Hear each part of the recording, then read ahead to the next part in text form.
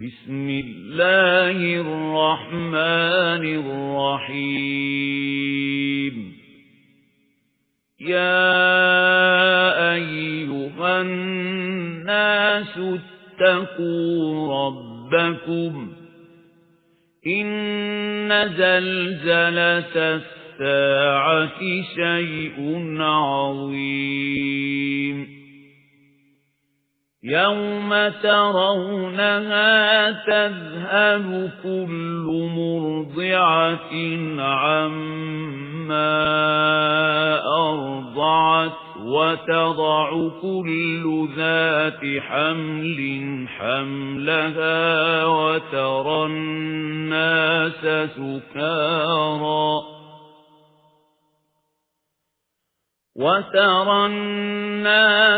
سكارى وما هم بسكارى ولكن عذاب الله شديد. அத்தியாயம் அல் ஹஜ். மதீனாவில் அருளப்பட்டது. வசனங்கள் 78. அளவிலா கருணையும் இணையிலா கிருபையும் உடைய அல்லாஹுவின் திருப்பெயரால். மனிதர்களே, உங்கள் இறைவனின் கோபத்தை விட்டு உங்களை காத்துக் கொள்ளுங்கள்.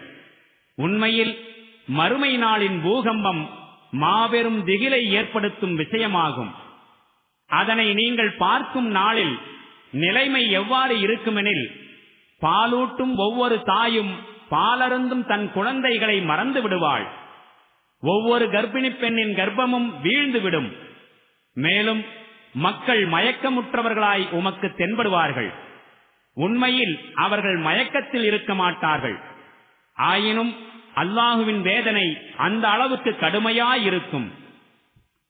وَمِنَ النَّاسِ مَن يُجَادِلُ فِي اللَّهِ بِغَيْرِ عِلْمٍ وَيَتَّبِعُ كُلَّ شَيْطَانٍ مَرِيدٍ. كُتِبَ عَلَيْهِ أَنَّهُ مَن تَوَلَّاهُ فَأَنَّهُ يُضِلُّهُ وَيَهْدِيهِ إِلَى عَذَابِ السَّعِيرِ. மனிதர்களில் சிலர் இவ்வாறு இருக்கின்றார்கள். அவர்கள் ஞானமில்லாமல் அல்லாஹுவை பற்றி தர்க்கம் செய்கின்றார்கள். மூர்க்கத்தனம் கொண்ட ஒவ்வொரு ஷைத்தானையும் பின்பற்றுகின்றார்கள். ஆனால் அந்த ஷைத்தானுடைய விதியில் எழுதப்பட்டுள்ளது என்ன? அவனுடன் யாரேனும் நட்பு கொண்டால் அவர்களை அவன் திண்ணமாக வழிகெடுத்து விடுவான். நரக வேதனையின் பக்கம் அவர்களுக்கு வழிகாட்டுவான். யா அய்யுஹன் நாஸு இன் குன்தும் ஃபீ ரைபின் மினல் பஅஸி ஃபஇன்னா خلقناكم من تراب ثم من نطفة ثم من علقة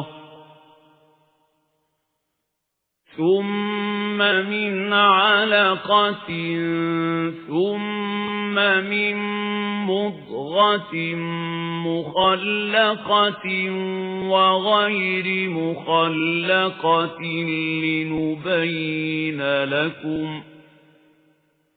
ونقر في الأرحام ما نشاء إلى أجل مسمى ثم نخرجكم طفلا ثم لتبلغوا أشدكم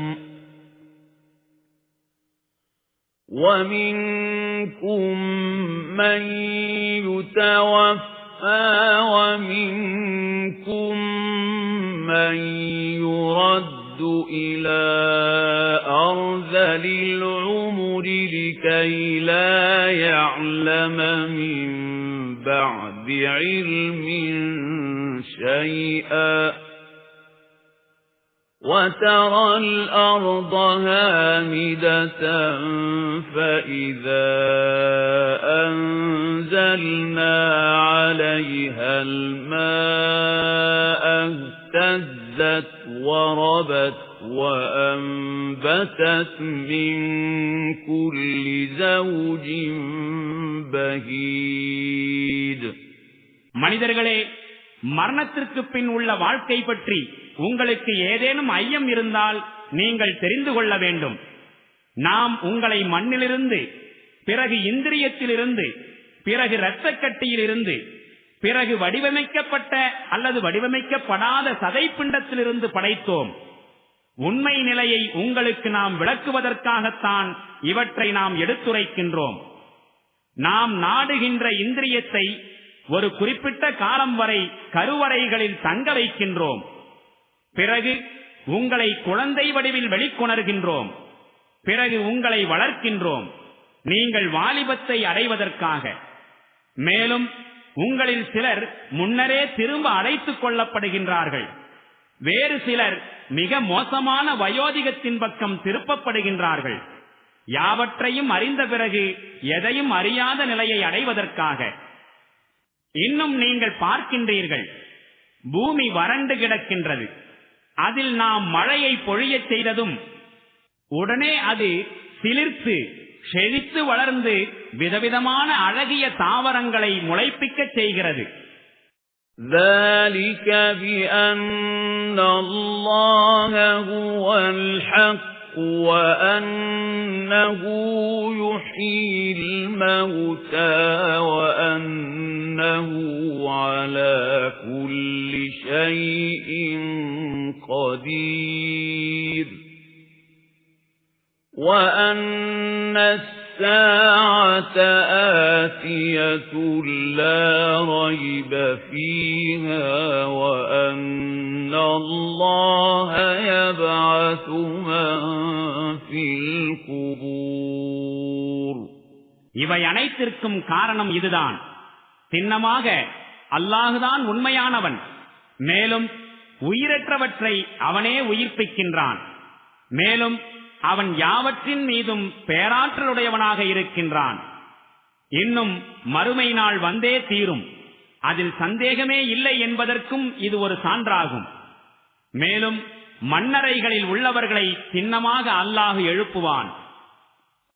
وَمِنَ النَّاسِ مَن يُجَادِلُ فِي اللَّهِ بِغَيْرِ عِلْمٍ وَلَا هُدًى وَلَا كِتَابٍ مُنِيرٍ ثَانِيَ عِطْفِهِ لِيُضِلَّ عَن سَبِيلِ اللَّهِ لَهُ فِي الدُّنْيَا خِزْيٌ وَنُذِيقُهُ يَوْمَ الْقِيَامَةِ عَذَابَ الْحَرِيقِ ذَلِكَ بِمَا قَدَّمَتْ يَدَاكَ وَأَنَّ اللَّهَ لَيْسَ بِظَلَّامٍ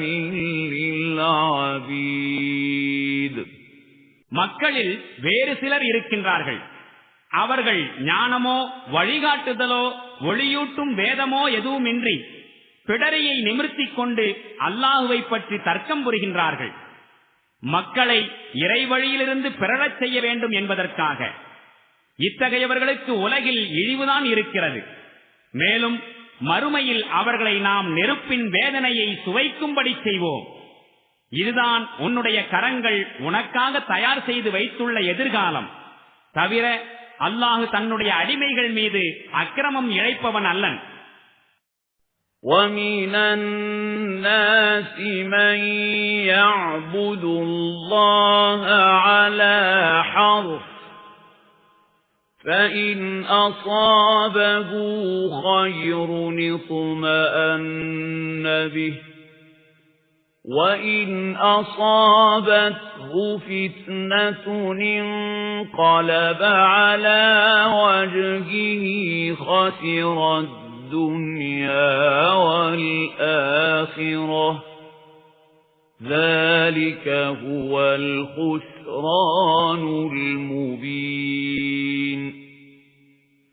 يدعو من دون الله